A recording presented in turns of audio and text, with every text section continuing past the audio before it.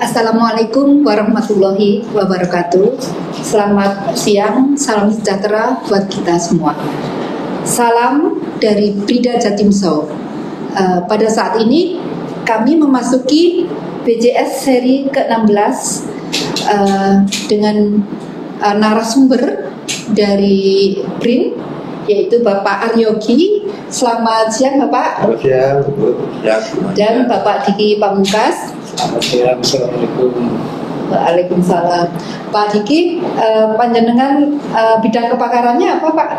Saya di bidang breeding. Oh, breeding Pak ya. Udah mulai tahun berapa Bapak? Wah, lumayan Bu. Udah tahun 2003. Waduh, sudah 20 tahun. Dan Pak Diki mungkin sama ya? Sama. Saya tapi duluan Pak Yogi. Oh, duluan Pak Yogi. Saya kepakarannya di nutrisi pakan ternak ruminansia. Pada kesempatan ini saya ingin menanyakan Pak, kan selalu di di berita-berita itu harga daging sapi di Indonesia itu lumayan mahal dibandingkan dengan negara-negara lain. Apakah benar seperti itu Pak? Ya, begini ya. Jadi kita harus membedakan bahwa harga daging itu mahal atau tidak relatif ya. Ya, kalau penduduk itu pendapatan tinggi ya mungkin tidak mahal. Jika penduduk itu pendapatannya masih rendah ya mahal. Nah, kalau di Indonesia mengapa dianggap mahal? Karena mungkin pertama dengan negara lain ya. Oh, negara lain. Ya, karena memang budidaya sapi potong sebagai penghasil daging kita itu memang masih tradisional, sehingga di situ kos atau biaya pemeliharaan tinggi. Kalau pemeliharaan tinggi berarti kan tidak bisa menjual murah. Nah, kalau ini biaya pemeliharaan bisa kita minimal, mungkin akan murah.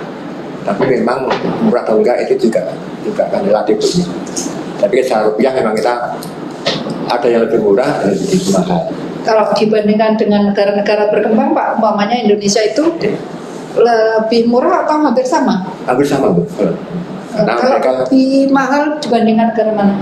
Kemudian negara yang masih terlalu di bawah kita, negara yang masih sangat sangat pendapatannya masih sangat rendah itu. Tapi hidup yang lebih mahal kalau dibandingkan dengan negara maju. Oh, gitu ya. Negara maju karena mereka pemeliharaan sudah sistematis, sudah ekonomis sehingga bisa menekan harga. Tapi akan dalam sebagai harga yang lebih lebih murah apabila dibanding dengan negara-negara yang masih pendapatan nasional masih di bawah kita. Kalau menurut Pak Diki, apakah ada peran dari nutrisi itu terhadap pengemuan atau harganya, akhirnya ke harganya juga kan? Ya betul Bu Septa. Jadi begini, kalau untuk biaya produksi itu memang di kita masih belum efisien di manapun komoditasnya, ayam atau unggas atau dominansia, semuanya di kita masih belum efisien. Kenapa? Ya itu tadi, sentuhan teknologi itu masih belum banyak ke sana.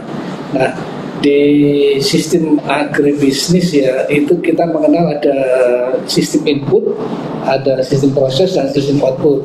Nah, ini kita tidak efisiennya di sistem input dan di sistem prosesnya. Ya, dari inputnya itu terlalu mahal, banyak juga ya. Kalau di ruminansia untuk harga protein ya itu yang berasal dari tanaman kacang-kacangan, biji-bijian, kita juga masih impor juga. Impor itu juga mempengaruhi tingkat harganya. Oleh karena itu di kita masih belum efisien sehingga harga BEP untuk ternak, untuk ruminansia maupun unggas itu masih tinggi ya. Kita belum bisa bersaing dengan negara yang maju. Ya. Oh iya. Kalau menurut Pak Aryogi nih, bagaimanakah peran dari sapi lokal untuk mendukung persediaan daging nasional, perannya? Ya, sangat besar sekali Bu ya. Jadi kita melihat data yang ada itu sapi populasi potong kita itu masih didominasi sapi potong lokal. Dari segi jumlah ekornya lebih besar daripada sapi potong yang eksotik yang bukan lokal ya. Apa ada ya Pak sapi potong yang bukan lokal itu? Ada yang dari luar negeri Bu, yang kayak simental itu. Ya, simental, Muslim atau Elvis dan sebagainya. Banyak Bu. Sekali beberapa sapi subtropis yang dikatakan di Indonesia. Nah, kita masih lokal masih dari populasi masih lebih banyak. Kemudian yang kedua, sapi lokal kita ini kan mempunyai keunggulan lebih adaptif dengan sapi yang dari luar negeri. Karena dari luar negeri kan mereka diciptakan untuk lingkungan subtropis, sedangkan sapi lokal kita sejak lahir bahkan sejak mbah-mbahnya dulu sudah hidup di ini, sehingga begitu berakhir proses sudah adaptif dengan lingkungan Indonesia. Sehingga mereka bisa eksis. Iklim menentukan. Iya, sangat menentukan. Jadi setelah temperatur udara, cara pemeliharaan, kualitas makan, kemudian lingkungan sekitar yang dipelihara itu juga mempengaruhi. Dengan beberapa hal ini maka produksi daging yang bisa diambilkan dari sapi ini akan lebih banyak di sapi lokal. Sapi impor hanya berperan mungkin untuk sebagai konsumsi kayak di hotel, di restoran itu. Mungkin apa ada bedanya dagingnya itu? Ya, dari segi kepuan, segi rasa memang berbeda. Jadi masih diperlukan ya? Sangat diperlukan. Maksudnya sapi impor masih diperlukan? Untuk kalangan tertentu masih diperlukan karena mereka kan cara mengolahnya sesuai dengan kualitas dagingnya. Mungkin kayak steak kalau pakai lokal mungkin yang akan kurang enak dibanding dengan daging lokal, dengan daging impor. Karena memang dibutuhkan tekstur dan kandungan nutrisi yang berbeda. Kalau perannya dari makanan bisa mempengaruhi keanggutan? Iya, sangat berperan juga. Jadi ada istilahnya kualitas daging namanya marbling daging, yaitu proses kepualaman. Kalau jenengan ibu-ibu itu biasanya ada tahu, oh ini daging ini kualitasnya bagus, dari warnanya, dari keempukan maupun kepualamannya. Itu dipengaruhi oleh faktor pakan yang termasuk di dalamnya adalah biji-bijian ya, yang mengandung sumber protein. Dulu saya teringat ketika di sini di Indonesia ini ada sapi wagyu ya, yang 100 gramnya di tingkat steakhouse itu 1 juta. 1 gramnya? 100 gram. 1 onnya? Iya, yang sudah jadi masuk itu 1 juta. Banget gitu? Iya, kayak tahu mungkin ya. Hah? Rasanya kayak tahu. Iya. Bukannya kayak tahu. Itu dibentuk oleh faktor makanan dan faktor genetik. Oh. Jadi dua itu yang. Jadi dulu ada riset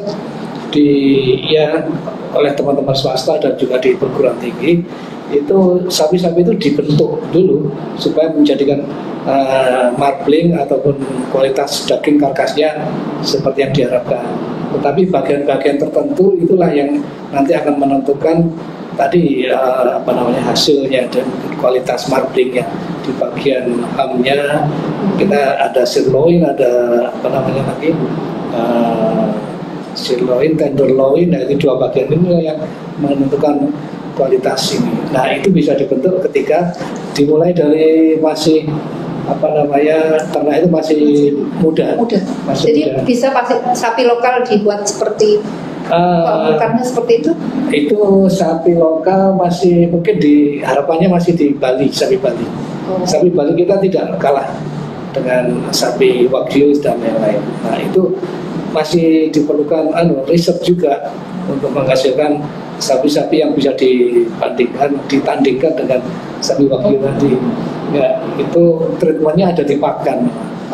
Ya, tapi faktor genetik breeder ini juga sudah mulai menyilang-nyilangkan.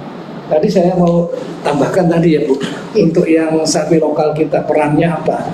Itu sapi lokal memang tadi data menyebutkan sapi lokal itu sekian 80% itu sapi dari lokal ya penggunaannya, dan 20% sapi impor. Nah, di sana keunggulan masih 80%, 20% ya Pak? Iya. Kalau susu juga gitu. Kalau susu itu 80% masih impor. Oh, kebalikannya? Kebalikannya. Susu itu sangat sekali produk yang kita belum mampu memenuhi dari demand-nya, supply-nya seperti itu. Nah, yang saya tegaskan di sini itu adanya kalau akhir-akhir 2021 kemarin, 22 itu ketahanan dari sapi lokal kita itu masih sangat tinggi dibandingkan sapi cross, terutama di kasus PMK, penyakit mulut dan kuku. Ya, kemarin itu yang lebih tahan ya. Yang sapi, terutama sapi bangsa Bos Indicus ya sapi PU Bali Madura itu lebih bertahan ketika ada wabah PMK. Sama-sama kena, tapi yang melimpang duluan itu sapi angus, sapi limosin, banyak banget. Apalagi sapi perah itu yang Bos Taurus ya, sapi itu banyak kena. Jangan sama dengan COVID ya, itu kemarin penularannya sangat cepat dan sangat tinggi. Tapi alhamdulillah sudah teratasi dan terkendali ya berkat koordinasi di semua pihak ya. Sama dengan waktu pengendalian COVID ya, semua satker semua melintas sampai Babinsa semua bergerak semuanya. Iya. Berarti memang unggul ya Pak ya, sapi lokal ini ya Pak Habibie. Iya, dari segi ketahanan tubuh terhadap penyakit, kemudian ketahanan terhadap lingkungan yang ekstrim, bukan dari pemeliharaan dan seterusnya, ini mereka unggul. Dan tadi sampai Pak Diki kalau di Bali kita itu dagingnya nggak kalah dengan luar negeri. Dagingnya keempuannya, rasa, kemudian juga rasanya terkait juga dengan kandungan gizinya punya. Itu tidak kalah dengan sapi yang impor itu. Sehingga ini potensi kita untuk bisa dikembangkan. Berarti kan ini harus dikembangkan ini ya, produksi dari sapi lokal ini ya. Dan segera. Ya. Kayak gitu. Karena begini, mungkin saya tambahin. Ya. Sapi lokal kita tuh diincar oleh negara lain, Bu. Oh. Itu beberapa tahun yang lalu kan ada suatu negara yang mengklaim sapi kita itu sapi lokal itu milik mereka. Oh. Tuh. Jadi bukan cuma batik reok yang diklaim ya? Iya. Itu bahaya itu. Ternyata ini SDG-nya Indonesia ini yang diincar juga ya. Yang luar negeri mengincar, harusnya kita yang mempunyai harus lebih kuat lagi untuk supaya nggak diincar dari negara lain. Itu gimana? Ya, pertama kita harus kembangkan dulu ya. Kita kembangkan di dalam negeri dari segi populasinya maupun dari segi kualitasnya. Ini kalau menambahkan kualitas ini mungkin terkait juga dengan didiknya, dengan pemuliaannya. Itu yang pertama. Yang kedua kita harus mengidentifikasi, Bu. Jadi sapi itu kayak manusia. Jadi tiap bangsa itu punya fenotipik, punya marka genetik yang berbeda. Genetiknya beda-beda. Jadi kalau seperti ini berarti sapi Bali, kalau ini Madura. Jadi kalau ada suatu negara mengklaim sapi ini punya saya tidak punya datanya, genetiknya seperti ini, itu nggak bisa. Kayak kita lah misalnya orang ya, ini anaknya siapa, bapaknya siapa, dibuktikan dari analisa genetiknya. Itu harus diidentifikasi. Kami jadi nggak bisa diklaim negara lain seenaknya apa ya. Kami sudah melakukan beberapa diantaranya, tapi masih banyak yang belum. Itu ya perlu pemilihan peluang kita tuh. Kita sudah mengenotipikkan sekitar 14 sapi. Ada di jenis sapi? Rumput maupun galur. Artinya tiap daerah kan punya sapi lokal sendiri. Mulai Aceh sampai Papua itu punya sapi lokal sendiri. Itu banyak sekali yang bisa kita petakan genetiknya itu baru 14. Baru atau sudah ya? Sudah ya? Harusnya baru, karena masih banyak yang belum, Bu. Yang lebih banyak yang belum? Ya, ditetapkan dulu ya. Ya, ditetapkan dulu. Galur daftarkan di lembaga tertentu ya. Jadi nggak bisa diklaim oleh pihak lain. Bahaya itu buat itu. Sebagai peneliti di bidang peternakan Pak Diki dan Pak Aryogi, gimana ini peran dari pemerintah kabupaten atau Pemprov untuk kita mengembangkan atau mengembangkan daging Sapi lokal. Sapi lokal. Ya. Ya. Jadi begini, yang pertama seperti tadi kita harus kembangkan dulu. Ya. Kita kembangkan itu baik dari segi populasinya, kita tingkatkan jumlah sapinya, kemudian kita jaga mutunya. Setelah itu nanti populasi yang berkembang, mutunya terjaga, kita tetapkan. Jadi bupati itu bisa menetapkan tuh. Oh, jadi bupati bisa menetapkan sapi ini khas wilayah dia, kabupaten dia. Masa bupati tok Pak? Jadi dari pengakuan dari luar itu apa yang diperlukan? Pertama bupati dulu Bu, karena ini sapi lokal ya. Sapi lokal itu kalau penyebarannya hanya tingkat kabupaten, bupati yang menetapkan. Jika sapi itu berada di satu provinsi, yang menetapkan gubernur. Kalau sapi ada di seluruh Indonesia, yang menetapkan Pak Menteri. Menteri itu. Jadi kalau kalian kerja dengan sapi lokal, biasanya sapi lokal itu terkait dengan kabupaten. Sapi Galean punya Trenggalek, sapi Mandura punya Purworejo, sapi Madura punya Kabupaten Panahan. Walaupun Bapak di lokasi dari Balai Penelitian yang dulu itu kan di Pasuruan, tapi juga seluruh Indonesia Pak ya? Iya. Kita mendetek dari Aceh sampai Sulawesi. Yang belum terjamah masih Maluku sama Papua. Oh, Maluku dan Papua. Waduh, ini banyak sekali pengetahuannya teman-teman dari BJS tentang peternakan ini. Ternyata banyak sekali yang bisa kita eksplor, terutama tentang persapian ini. Sebetulnya kalau di Panjenengan itu kan bukan cuma sapi ya Pak ya? Sekarang ya Bu, sekarang sapi saja? Enggak, sekarang semua ternak. Oh, semua ternak, ya. Bukan cuma sapi? Iya, bisa kambing, bisa ayam, bisa tanaman. Oh, gitu. Tanaman yang terkait dengan pakan. Ya, pakannya. Ya. Saya pikir di situ dulu kan ada loka sapi potong ya, jadi cuma sapi saja. Ya, ternyata ada juga untuk kambing juga. Diberi juga lewat di lokal masih terus saya potong. Oh, sapi potong. Ya. Jadi apa sebetulnya yang harus dilakukan oleh Pemda, kabupaten sama kota selain tadi mendaftarkan tadi langkah-langkahnya? Ya, setelah ditetapkan oleh pejabat kabupaten, lalu kemudian itu kita usahakan supaya peternak itu cinta dengan sapi lokal. Karena sekarang banyak sekali ya ada tren ya, peternak kita itu lebih senang ke sapi-sapi yang impor, yang besar, yang ganteng, yang gagah. Padahal kemampuan dia sebenarnya terbatas. Ibaratnya kita mau punya mobil mewah, kok dikasih solar, ya nggak akan bagus. Sapinya bagus, besar, tapi pakannya sederhana, seadanya. Itu pengalaman kita di lapangan justru tidak lebih baik daripada sapi lokal, bahkan lebih jelek. Hasilnya. Jadi kalau dengan kemampuan peternak budi seperti itu, baik itu pemeliharaannya, kemampuan memberi pakannya, meliharanya, lebih baik dari lokal. Kalau peternak itu kaya, kemudian memang serius mau hidup dari sapi, oke. Tapi